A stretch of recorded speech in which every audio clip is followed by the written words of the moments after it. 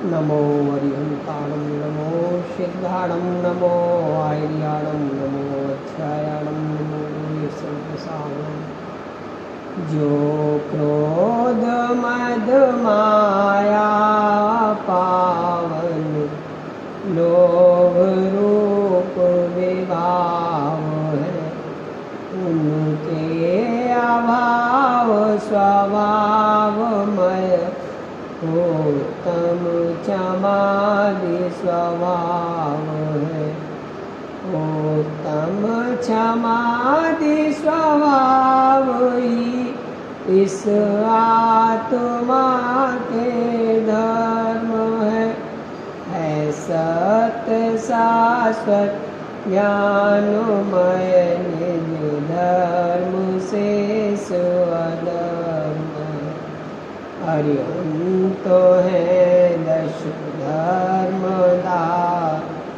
धर्म धारक सिद्ध है आचार्य है उपजाय है मुनिराज सर्व प्रसिद्ध है जो आत्मा को जानते पहचानते करते रमण बेधर्म धारक धर्म धर्म है उन्हें हम करते नमन उन्हें हम करते नमन। पर्वादिराज पर्युषण पर्व का आज दूसरा दिन है। जीवन में भले ही हमारे कुछ क्रोध मान माया लोभ ना घटे हो पर इन 10 दिनों में अवश्य घटना चाहिए।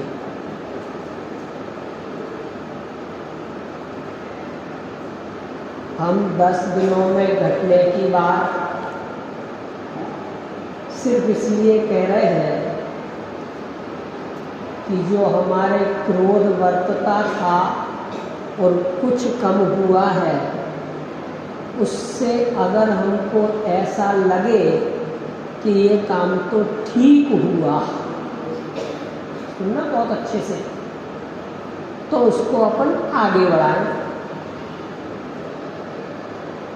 पर 10 दिन तो क्रोध मान माया लोभ कम करके तो देखें, अच्छा लगे तो आगे बढ़ाएं, नहीं अच्छा लगे तो छोड़ दें।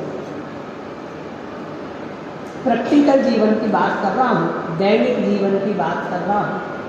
ये रोजाना प्रतिदिन हमारे उपयोग में आने वाली बातें बताता हूँ।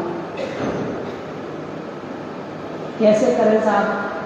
10-5 मिनट भोजन लेट हो जाए, कोई ग्राहक दुनिया भर का परेशान करके भागने लग जाए,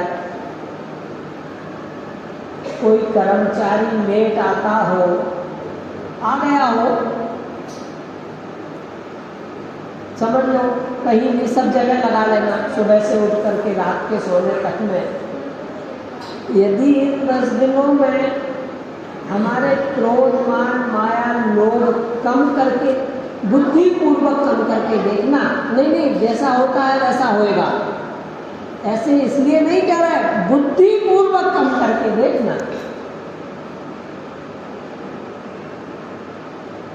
बुद्धिपूर्वक, अरे छोड़ बहुत चल रहा है भाई, अभी शांत रहना ठीक है। ऐसे बुद्धिपूर्वक प्रत्येक क्रिया में लगा करके देखना, अच्छा लगे तो आगे बढ़ाना, अन्यथा छोड़ देना भाई। करना जोर से क्रोध मान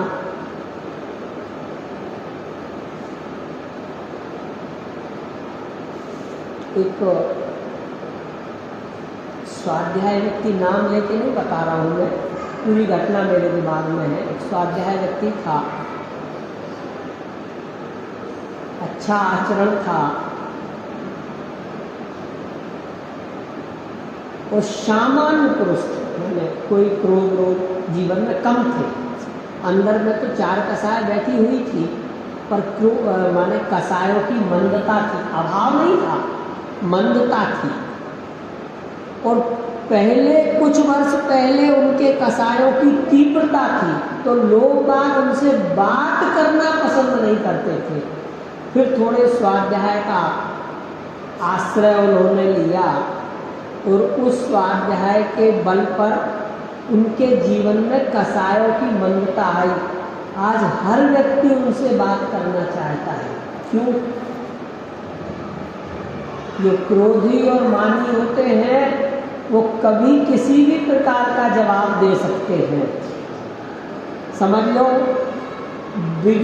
बनी हुई बात भी बिगाड़ सकते हैं। अब देखना, एक छोटी सी घटना है, पर्युषण पर्व के दिन की घटना है। मध्य प्रदेश के सागर के पास में एक गांव है, वहाँ पर्युषण में मैं गया था कुछ समय पहले।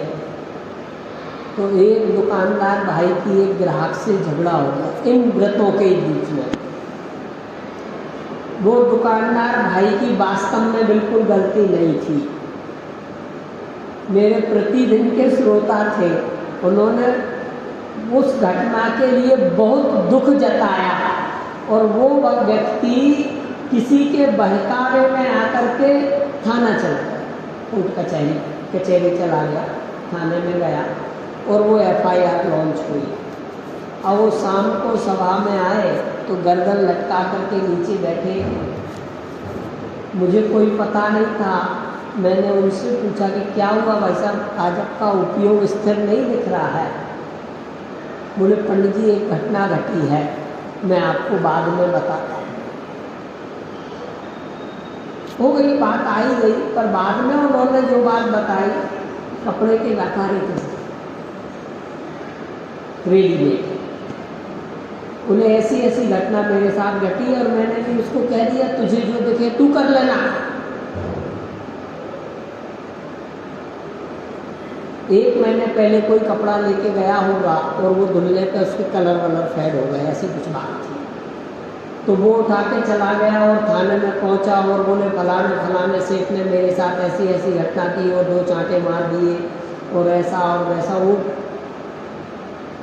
नीची कास्ट का था। इनको भी बुलाया गया, उनका आप गए थे क्या? बोले हाँ गए थे। उन्होंने कह दिया कल सोच के बताना। शाम को मेरी उनसे चर्चा हुई प्रवचन के बाद, उनका कुछ सोच के मत बताना, जाकर के राजीनामा कर लेना और समझ लो कि ये जो तुमने थोड़ा सा अपने मुख से क्रोध किया था ना, उसका जुर्माना तुमको 10,000 लगा है। काय का जुर्माना? जो क्रोध किया था ना कि जाओ देख लेना, जो तुझे दिखे सो कर लेना। क्यों? क्योंकि अंदर मान भी तो बैठा है कि मैं सेठ। अकेला क्रोध काम नहीं कर रहा था, मान भी काम कर रहा था कि मैं सेठ। उनका भाई साहब ये क्रोध मान पग पग पर ठगने वाले हैं। हुआ राजीनामा हुआ, खेद खिन्नता भी रहेगी। 10-50 रुपये 100 रुपये कपड़े में कमाए होंगे और 10,000 चले जाए तो खेद खिन्नता तो होना स्वाभाविक बात है। परंतु ये क्रोध और मान हमें हर पग पग पर ठगते हैं। इस बात का निर्णय करने का दिन है। क्योंकि मैं सब निपटा लूंगा, तुझे जो करना है तो कर ले। ऐसे ही आज उत्तम मार्गम धर्म की चर्चा चलनी है, जिसकी विरोधी कसाय मान होती है। और हम पूजन में भी पढ़ते हैं कि मान महा विष्णु करह नीच गति जगत में। समझ लो, मान माने देखना भाई, एक बात का और ध्यान रखना। कल जैसे हमारे उत्तम क्षमा धर्म की चर्चा हुई थी, तो ऐसा नहीं कि आज हमको उत्तम क्षमा धर्म प्रकट होगा, कल मार्गव धर्म प्रकट होगा, फिर आर्जव होगा, फिर शौच होगा, फिर सत्य होगा, फिर संयम, फिर तप त्याग और आके फिर ब्रह्मचर्य होकर के ब्रह्म में लीन हो जाएंगे। ऐसा कुछ नहीं। सारे के सारे धर्म एक साथ रहने वाले हैं जीव पुद्गल के नहीं, ये स्वभावगत भगवान आत्मा में प्रकट होने वाले धर्म है।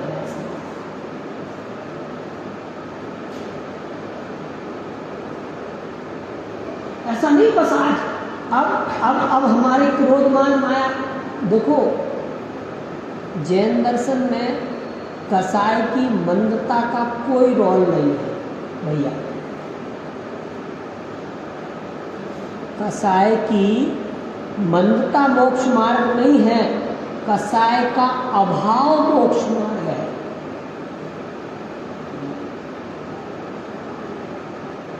थोड़ी सी कठिन सी हो गई बात है ना, कसाय का अभाव और मंदता।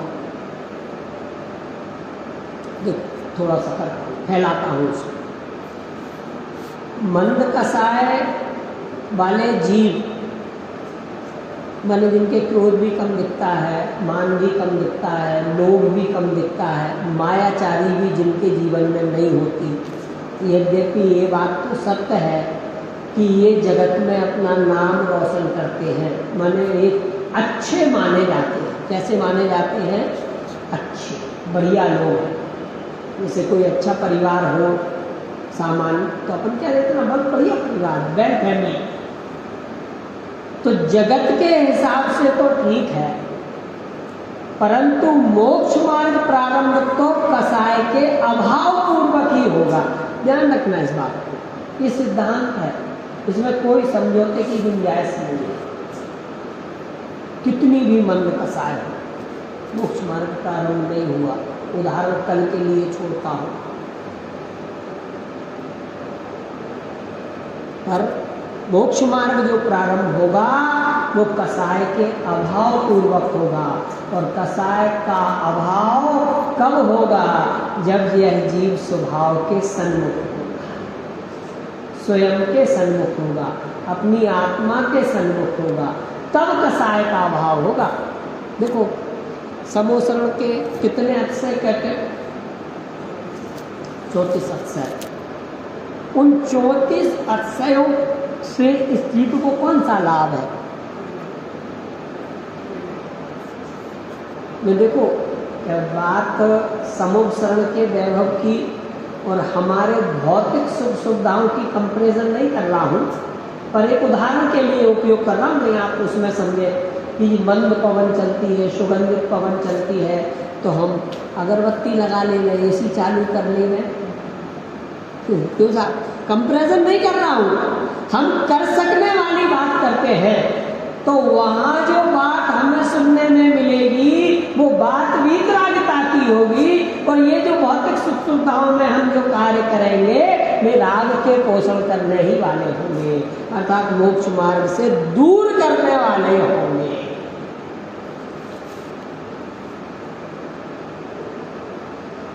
अभी कुछ दिन पहले, आने के 2-3 दिन पहले, एक डॉक्टर साहब से संपर्क हुआ। संपर्क माने मिलने जुलने वाले हैं। मैं गया एकदम, डॉक्टर साहब बहुत गर्मी है, बहुत गर्मी है, बहुत गर्मी है। बोले बेवकूफ़ हो गई है पब्लिक, अपने जैन समाज की बेवकूफ़ हो गई है पब्लिक। मेरा क्या मतलब हुआ? बोले मच्छर भगाना है तो पंखा चलाना है, गर्मी लग रही है तो पंखा चलाना है, गर्मी नहीं लग रही है और कोई दिक्कत है तो पंखा चलाना है। हमने हमारे शरीर को हवा की आदत डाल रखी है। काय की आदत डाली? गर्मी हो नहीं हो, पर हमने हवा की हैबिट बना रखी ना, तो वो चाहिए, गर्मी नहीं है।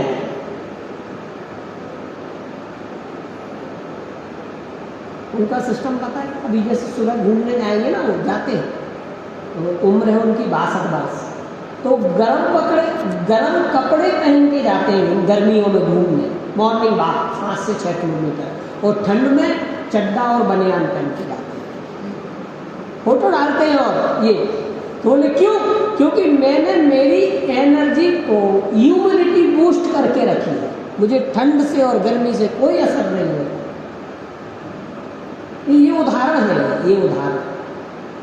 और हम अपनी शान में मरे जाते हैं। तो घर पे क्या है? बोले कूलर भी है, पंखा भी है, एसी भी है,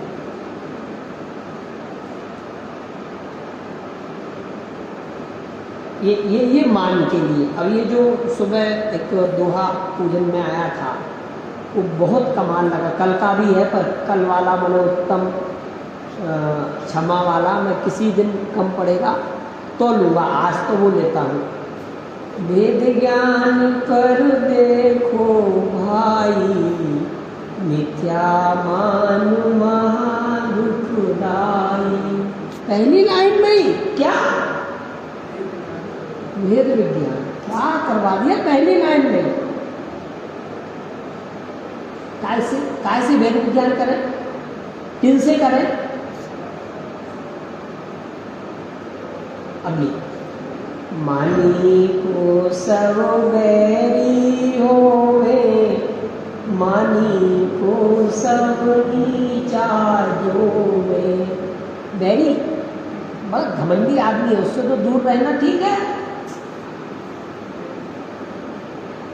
सीधी सरल भाषा, वो बड़ा घमंडी व्यक्ति है, उससे तो दूर रहना ठीक है। जल जो पत्थर में न समावे, त्यों मानी निज बोध न पावे। क्या कहा?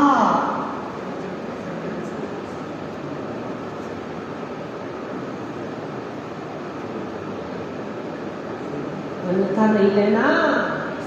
जो यहाँ नहीं है वो जिनवाणी की विराधना करके बैठे हैं। बात बड़ी ऐसी लगती है। जो यहाँ नहीं है वो माँ जिनवाणी की विराधना करके बैठे हैं। ज्यों जल ज्यों पत्थर में न समावे। पत्थर है, मैं नहीं कह रहा हूँ, पूजनकार कहते हैं पत्थर है।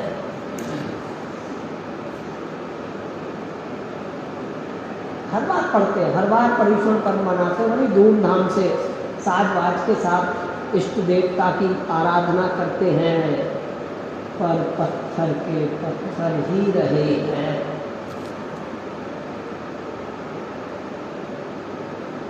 स्वाभाविक निज प्रभुता देखो, ज्ञानी के जीवन को देखो। अध्रुव वस्तु का मान सुत्यागो, विनयवंतो निज में पागो। उत्तम माधव आनंद दाता, पूजो धरो सहज हो ज्ञाता। बड़ी गजब की लाइन कर दी। ज्यों जल ज्यों पत्थर में न समावे। क्या हम पत्थर हो गए हैं? 10, 20, 50, 60 वर्ष से पर्युषण मनाते मनाते हमारी पत्थर जैसी स्थिति हो गई। पूजन कार्य के हिसाब से तो ऐसा ही है। फिर क्या करें? क्या करें? स्वाभाविक निज प्रभुता देखो। कौन सी प्रभुता? तो देखो कौन सी।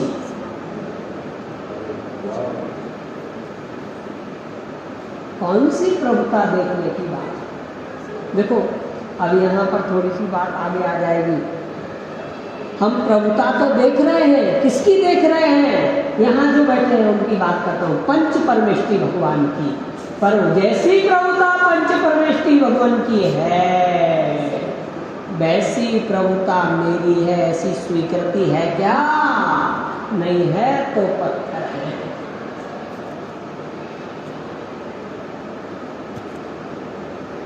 हाँ, एक एक लाइन। ज्ञानी के जीवन को देखो। कौन है ज्ञानी? कौन ज्ञानी?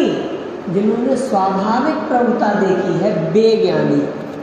जिनने बहुत सारे शास्त्र पढ़ लिए वो नहीं, जो बहुत अच्छा व्याख्यान करते हैं वो नहीं, जिन्होंने स्वाभाविक प्रभुता का पान किया है, उन ज्ञानियों को देखो।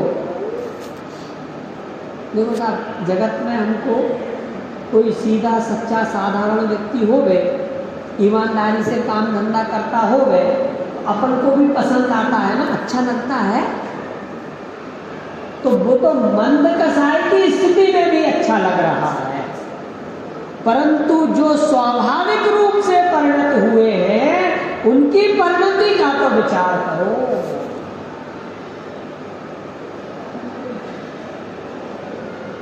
अध्रुव वस्तु का मानस त्यागो। अध्रुव माने पर्याय, जो ध्रुव नहीं है, हर क्षण में बदल जाने वाली है। अब कौन कौन सी पर्याय? देखो 8 मद कहे ना, ज्ञानम पूजा बलम वृद्धि तपो अष्टावासिक मानित्यम। 8 प्रकार से जीव को घमंड होता है। देखो थोड़ी सी चर्चा करें। ये सब अध्रुव, अध्रुव शब्द में है वो। अध्रुव वस्तु का मानस त्यागो। अपन अपने सामान्य ले लो, सामान्य बात। अध्रुव वस्तु सबसे पहला काय का कौन सा है? ज्ञान। मैं पंडित, मैं ज्ञानी, मैं विद्वान, मैं क्रिया कराने वाला, और मैं समझ लो अपन दूसरे भी ले लो कि ये हवन संपूर्ण कराने वाला। जो भी जितने भी विद्वान हैं, पंडित हैं, समझ लो भविष्य बताने वाले भी, ज्योतिष वाले भी, जितने भी, क्योंकि आजकल ज्योतिष वालों का थोड़ा सा बोल वाला है। अगर मैं कल से हाथ देखना शुरू कर दूँ तो लाइन लग जाए, दिमाग की नसें पढ़ना शुरू कर दूँ तो लाइन लग जाए, क्योंकि भविष्य की सबको चिंता है।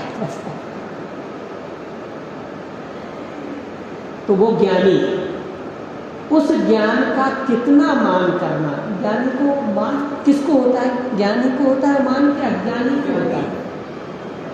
ज्ञानी को काय का मान हो गए? ज्ञान तो स्वाभाविक परिणति है, परंतु अज्ञान को ज्ञान मान करके यह जीव जगत में भ्रमता रहता है। किसको? अज्ञान को ज्ञान।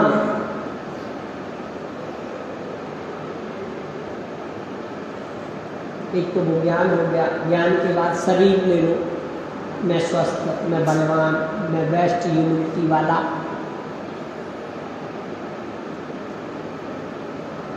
दामा पहलवान का नाम सुना है?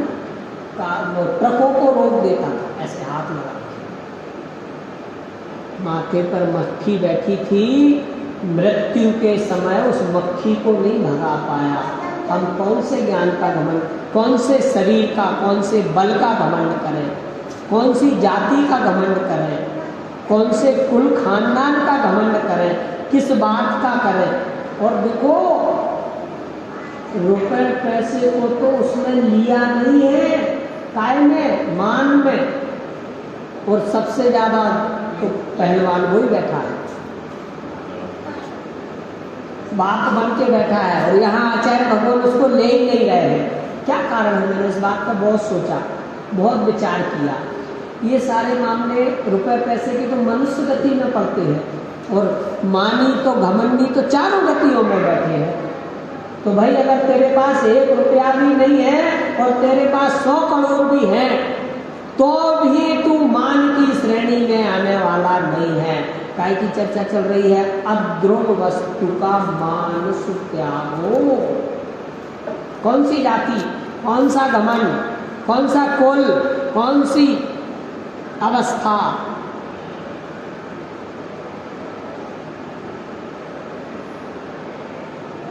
होता ना उसका, देखो यार मैं मेरे स्तर से बात कर लूँगा, आप इसके बीच में मत बोलो। ऐसा कहने वाले बहुत लोग मिलते हैं ना, तो उन्हें किस बात का घमंड होता है? कुछ ना कुछ पीछे खड़ा है ना। कौन सा? अध्रुव वस्तु। कौन सी वस्तु? अध्रुव, जिसका खुद का कोई ठिकाना नहीं है।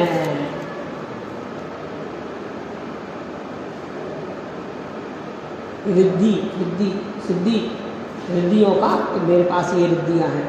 अरे हम तो उन मुनिराजों के दास हैं जिनको स्वयं की रिद्धियों की खबर नहीं होती, और एकमात्र अपनी आत्मा में ही लीन रहने तत्पर रहते हैं।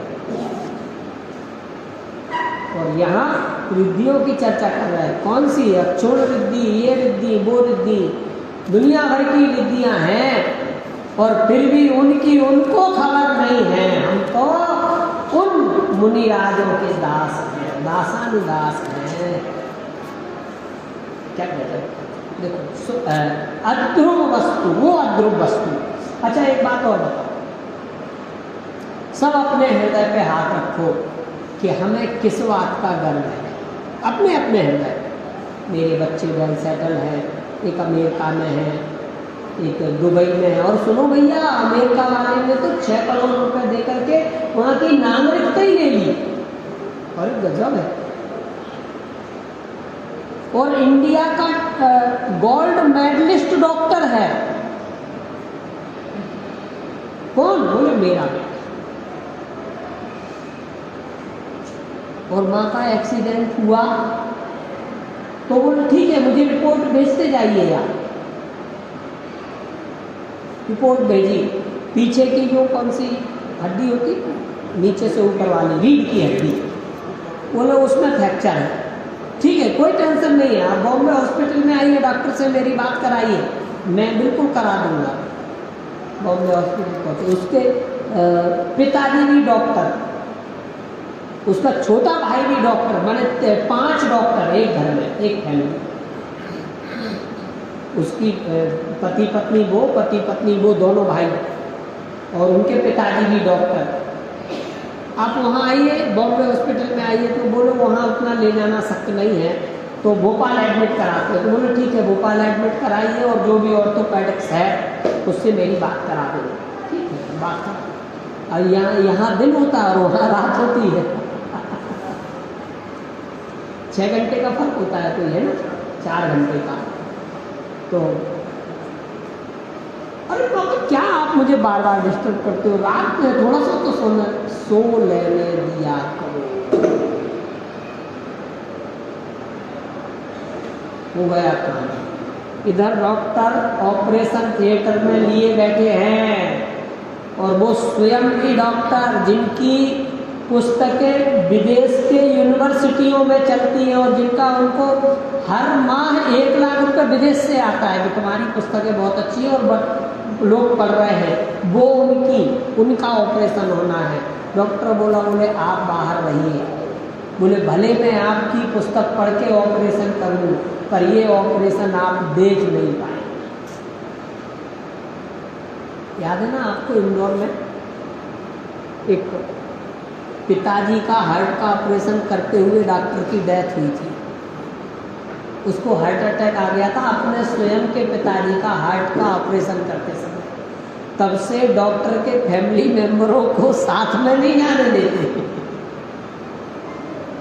वो पूरा गाइड कर सकते हैं, परंतु मरीज के सामने नहीं जाने देंगे। तब से ये नियम लागू हुए। पहले से हो तो पता नहीं, अपने को तो तब पता है। अब हम तो भले, मेरा बेटा तो इंडिया का गोल्ड मेडलिस्ट है, भले विदेश हो तो क्या हुआ, मेरा तो बेटा तो एम्स में है बॉम्बे में, कुछ भी बीमार हो ही नहीं सकते। पीछे अपन अपने हृदय पे हाथ रखो कि मुझे किस बात का गर्व है, मैं किस बात से भगवान वाला होता है। सोचो, विचार करो इस बात। तो इन 8 वस्तुओं में, और ये 8 अद्रुव वस्तुएं हैं, चाहे ज्ञान का घमंड हो, चाहे शरीर का हो, चाहे रुपए पैसे का हो, किसी भी चीज का, रिद्धि सिद्धि का हो, ज्ञान का हो, पूजा का हो, जाति का हो, किसी का भी अद्रुव वस्तुएं हैं। और यदि इनके आश्रय से इस जीव को गर्व महसूस होता है तो वो मान का धनी है। आर्जव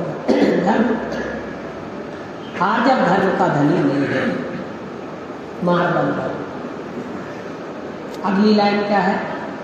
स्वाभाविक निज प्रभु का देखो, ज्ञानी के जीवन को देखो, अद्रुव वस्तु का मान सुत्यागो, विनयवंत हो निज में पाओ। क्या लाइन है? विनयवंत हो। कहाँ? विनयवंत हो निज में पागो। क्या लाइन लिखी है? निज में पागो। अब बताओ ये आर्जव मार्गव सब तो क्षमा धर्म कहाँ पर है?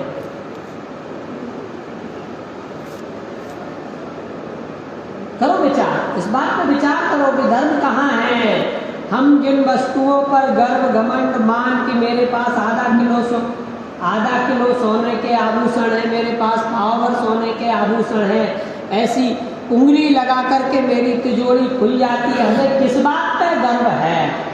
ये विचार करने जैसी बात है आज के दिन।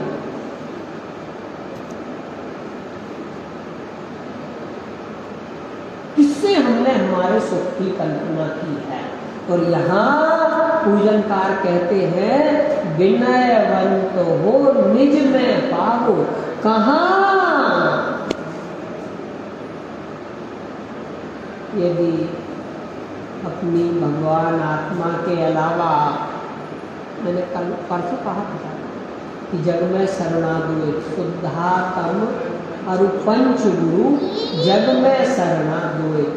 एकमात्र पंच गुरु माने पंच परमेष्ठी में, और उसके बाद प्रथम तो अपने में, और अपने में उपयोग नहीं लगा तो पंच परमेष्ठी में। अगर इसके अलावा और किसी हमारे श्रद्धा का श्रद्धेय बनता है तो हम मानी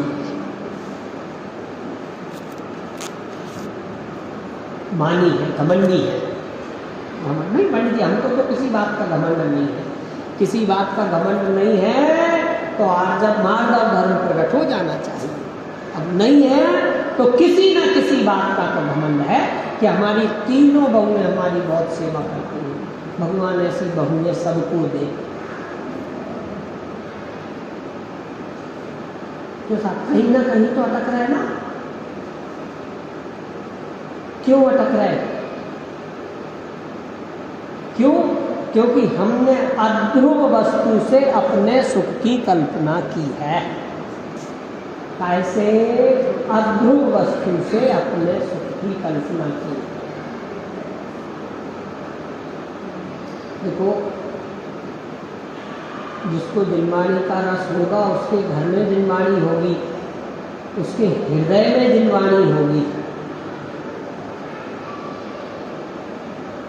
सदैव देवशास्त्र गुरु ऊर्ध रहने वाले हैं जो मोक्ष मार्गी है।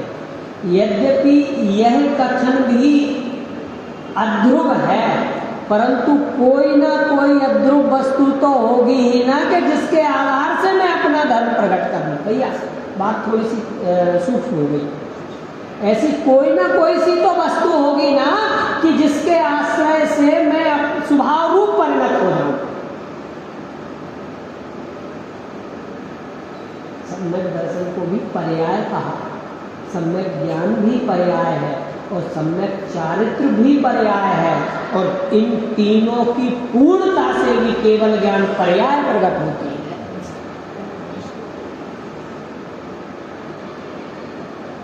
इधर तो पंडित जी कह रहे हैं अध्रुव, और इधर पंडित जी कह रहे हैं वो भी पर्याय और वो भी केवल ज्ञान पर्याय है।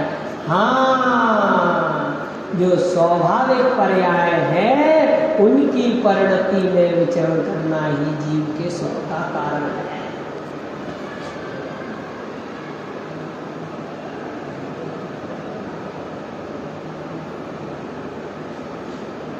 जो स्वाभाविक पर्याय है।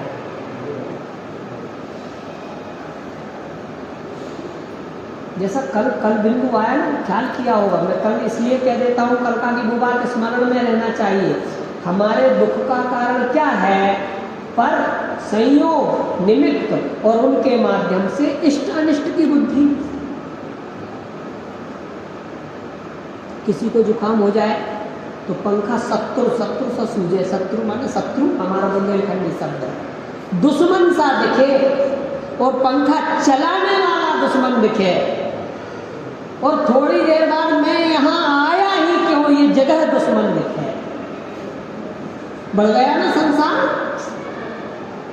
इससे इससे अच्छा तो था कि मैं आता ही नहीं। बड़ा ना संसार, पकड़ी ना उंगली से पूछ।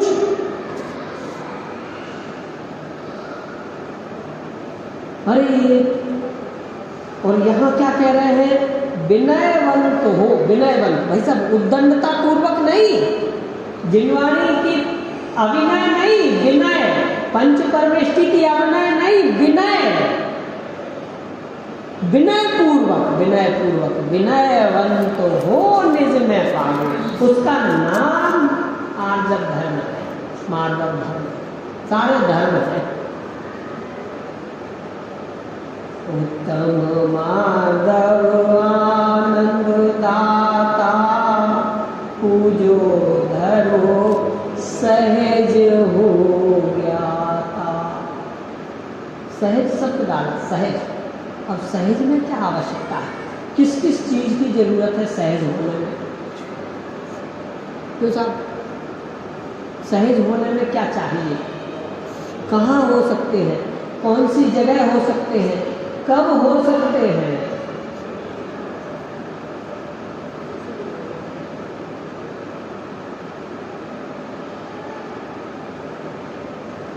और वहां दमरी रुंकन भाग विकाया। मंजूर है क्या? सब्जी की डलिया में सबसे ऊपर पत्ता रखा रहे और उस पर मेरा जीव हो, किसको मंजूर है?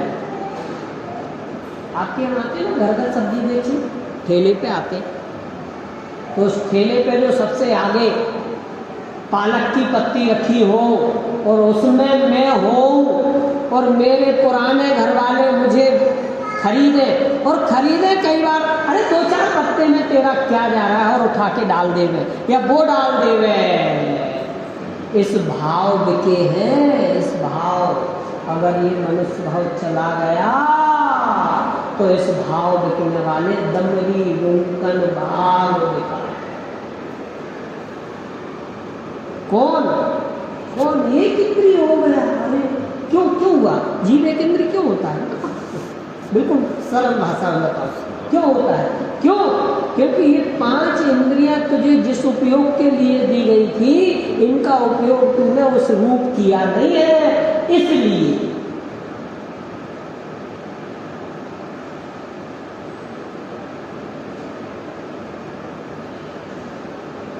इसलिए भूख, कौन गया नरक में?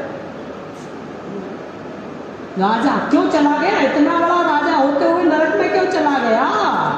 कि मेरे समान बलिष्ठ, बलशाली, बुद्धिमान और कोई हो नहीं सकता। रावण को क्या समस्या थी? बाद में तो उसका मामला सुलट गया था ना। क्या समस्या रही उसको? तो वो देने भी तैयार। तो देखो ईमानदार इतना, कितना कि बिना अनुमति के मैं इसको स्पर्श भी करने वाला नहीं हूँ।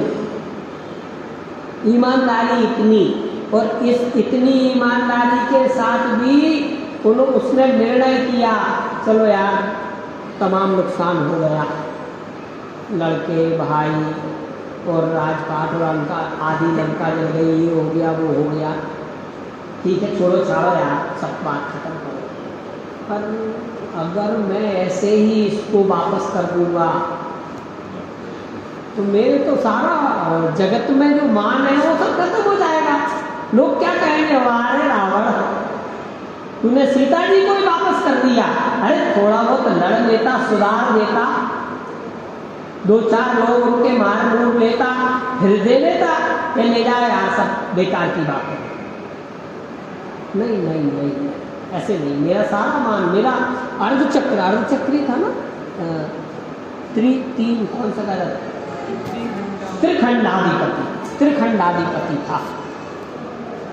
ये 6 खंड होते हैं चक्रवर्ती, 6 खंडपति होते हैं, वो 3 त्रिखंडाधिपति था, आधा चक्री तो था ही था। तो मेरा मान का क्या होगा? मेरे ऊपर जो झंडा लग रहा है कि रावण किसी से दबने वाला नहीं है, इसका क्या होगा? नहीं यार, उनको पहले पकड़ो, सुधारो और फिर बाद में दे देंगे, ले जाओ यार, चलो। और उस बीच अध्रुव वस्तु पर भरोसा करके लड़ाई झगड़ा शुरू, युद्ध शुरू, और क्या दुर्गति हुई सबको पता है। अपनी रामायण के अनुसार तो विभीषण जी भी मोक्ष गए, मेघनाथ जी भी मोक्ष गए, और उनके कई लड़के भी मोक्ष गए। क्यों गए, क्या लगा कि ये इसके समझ में आने वाला नहीं है, ये सीता जी के व्यामोह में पड़ा हुआ है, और इससे तो अच्छा है राग राग दहे सदा ताते समामृत से ये चिर भजे विषय कसा। हाथ जोड़े भैया, इस राग से कोई आज तक सुखी हुआ नहीं है, और वितराग मार्ग को प्राप्त करके कोई दुखी हुआ नहीं है। तो ले गए दीक्षा, चले गए, और अपना काम भी कर लिया, और मान के चक्कर में मारा गया। हालांकि जो होना है, जैसा होना है वो निश्चित है, पर आपने तो उदाहरण के लिए लिया कि वो चाहता तो छोड़ देता और अपने मुनि व्रत अंगीकार करके अनंत अपने उपयोग को पर पदार्थों से समेट करके अपनी आत्मा में लगा करके पूर्णता को प्राप्त कर सकता था, परंतु इस मान की वजह से आज भी संसार में रगड़ रहा है। जो भी जैसा भी हो, जहाँ भी हो, हालत तो खराब ही है, हालत तो खराब ही है। किस किस चीज की सोचे, किस किस विषय का मान करें। मेरी सुंदर शरीर, कितना सुंदर, कितने देर में बदल जाने वाला है। अभी जबलपुर में घटना घटी है, हमारे रिलेशन में 19 साल का बच्चा था, फुटबॉल खेलते खेलते गिर गया। 19 साल का बच्चा, इंदौर का था, रहने वाले इंदौर के हैं। वो एकेडमी में भर्ती कराया था फुटबॉल की। खेलते खेलते इधर किक मारी और उधर वो नीचे गिरा, खत्म। अरे ये क्या हो गया, हम तो इसको इंडिया का बेस्ट फुटबॉलर बनाने वाले थे।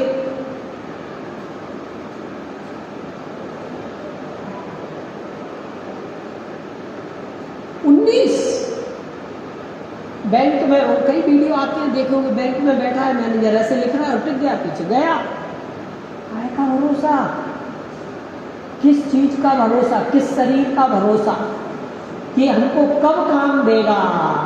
एक और बात, समय हो गया पूरी कहता हूँ, देखो सोचना, समझना और विचारना। ये जो पीढ़ी है हमारी बुजुर्ग पीढ़ी, इसकी सेवा तो हो रही है। क्यों? क्योंकि उन्होंने उसके बीज बचपन में डाल दिए थे। किस रूप में? बच्चों को पाठशाला और धर्म से जोड़ करके। समझना मैं क्या कह रहा हूँ? पर हमने हमारे दुख होने के बीज अभी से डाल दिए। बच्चों को कॉन्वेंट स्कूल, और थोड़ा अच्छा होशियार है तो बाहर। जो मैंने घटना सुनाई थी ना, वो अपने यहीं की है, ज़्यादा दूर की नहीं है, हमारे मिलने जुलने वालों की है, रिश्तेदारों की है। तो अब ये बताइए कौन किसकी सेवा करेगा? जो धर्म से जिन बच्चों को हमने आज विमुख किया है, उनसे आप ये आशा छोड़ दो कि वो आपके बुजुर्ग जब आप होंगे तो आपकी सेवा करेंगे। केयर टेकर तो लगा सकते हैं 6,000 रुपये महीने का, पर समय नहीं दे सकते। ये पूछने आने वाले नहीं हैं कि आपकी तबीयत कैसी है, और हम उसको बहुत अच्छा मानते हैं। अरे बहुत बढ़िया भैया, अभी से जॉब के ऑफर आने लग गए, बेंगलोर है, विदेश है, दुबई है। अभी वो घटना पड़ी थी ना पेपर में, बम्बई वाली, 45 दिन से कंकाल पड़ा। माँ का 2 बिटियाँ और 1 बेटा, तीनों 3 देशों में। कोई खबर लेने वाला नहीं। जब पड़ोसियों ने कहा कि इस कमरे से बदबू आ रही है, तब पुलिस आई, खुलवा करके देखा, इन प्रकार में उनके नंबर ढूंढ ढांड के उनको फोन किया तो वो बोले ठीक है साहब, आप हमें इनका अंतिम क्रियाक्रम वीडियो पर जरूर दिखा दीजिए। हो गया था।